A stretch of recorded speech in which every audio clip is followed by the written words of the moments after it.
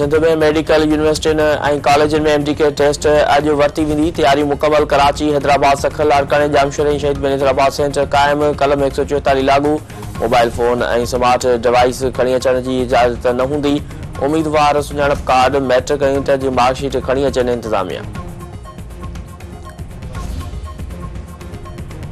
KP में security forces जूं कार्रवायूं। 22 दहशतगर्द मारिजी विया। 6 जवान शहीद। ISP जो चवणु आहे त केपी जे मुख़्तलिफ़ इलाइक़नि में सिक्योरिटी फोर्स जी कार्रवाई में 22 दहशतगर्द मारिजी विया आहिनि।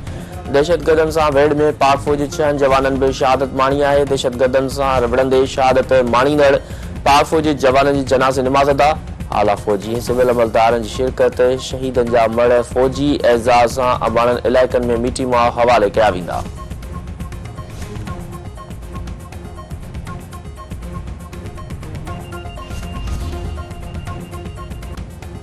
पीपल्स पार्टी आज़ाद जम्मू कश्मीर सदारती ऑर्डिनेंस रद्द करे छॾियो। फरियाल टालपुर जी सदारत हेठि PP आज़ाद कश्मीर जी पार्लियामानी पार्टी जो इजलास। अॻवाननि जो चवणु आहे त उहो ऑर्डिनेंस अवाम जे हक़नि ऐं जमहूरी अमल खे मुतासिर करे थो। आज़ाद कश्मीर हुकूमत अवामी मफ़ाद में फौरी तौरु ऑर्डिनेंस वापसि वठे। पीपल्स पार्टी इंसाफ़, बराबरी ऐं कश्मीरी अवाम जी उमीदुनि जी हिफ़ाज़त लाइ पुरअज़म आहे।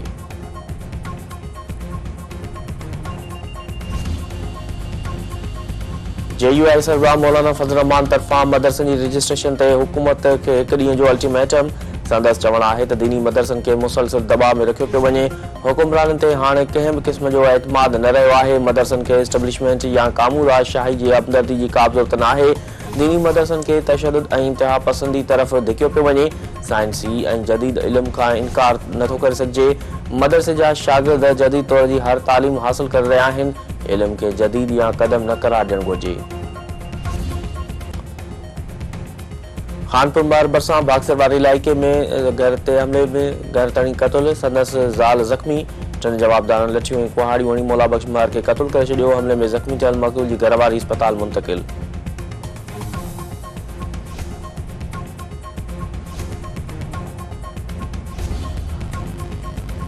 सजावल जी जाती चौक वेझो दुकान आॾो सुतल नौजवान क़तल। हाणे जातल जवाबदारनि कुहाड़ियुनि जा वार करे हुसैन रिंद खे क़तल करे छॾियो। लाश अस्पताल मुंतक़िल। मक़तूल STP जो कारकुन हो। पुलिस वाक़े जी जांच शुरू करे छॾी। सखर पुलिस हथां मुबैना मुक़ाबले में माजवल नौजवान रज़ा ज़ंगेजो जे खून सां इंसाफ़ न थी सघियो। नौजवान जे घर में सोग जी लहर बरक़रार। दहशतगर्दी जे केस में नामज़द 113 ॻोठाणे जी ज़मानत मंज़ूर। ॻोठाणे जो चवणु आहे त पुलिस रज़ा ज़ंगेजो खे कूड़े मुक़ाबले में क़तल करे वॾो ज़ुल्म कयो आहे। मामले जी अदालती जांच करे साणनि इंसाफ़ कयो वञे।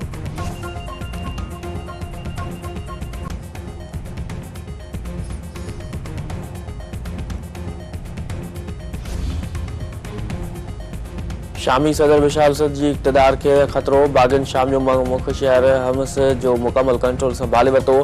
हमस जे जेल मां 3500 कैदियुनि खे आज़ादु करे छॾियो। हमस शहर जे वेझो शामी रूसी हवाई हमलनि में 7 शहरी मारिजी विया। 5 सरहदराह ते बि कब्ज़ो। बाग़नि जी अॻबराई खां पोइ शामी ईरान फोर्सिस खे कढण जो सिलसिलो शुरू थी वियो ऐं शामी सदर बशार असद तरफ़ां मुल्क छॾण जी अफ़वाहुनि जी तरदीद।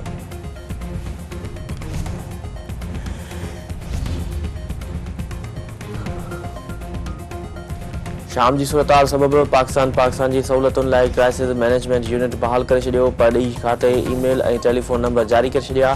मुमताज़ राव बलोच जो चवणु आहे त दमिश्क में पाकिस्तानी सफ़ारतखानो शहरनि जी सहूलियत लाइ मुकमल तौरु सरगर्म आहे।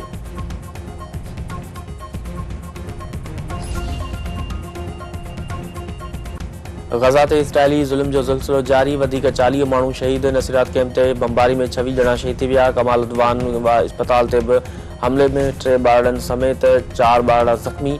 गज़ा में शहीदनि जो अंग 44,664 थी वियो।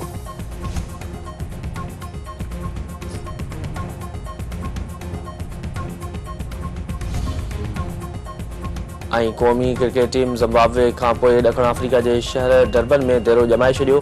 क़ौमी टीम ॾखण अफ्रीका ख़िलाफ़ 3 T20 वनडे ऐं टेस्ट सीरीज़ खेॾंदी।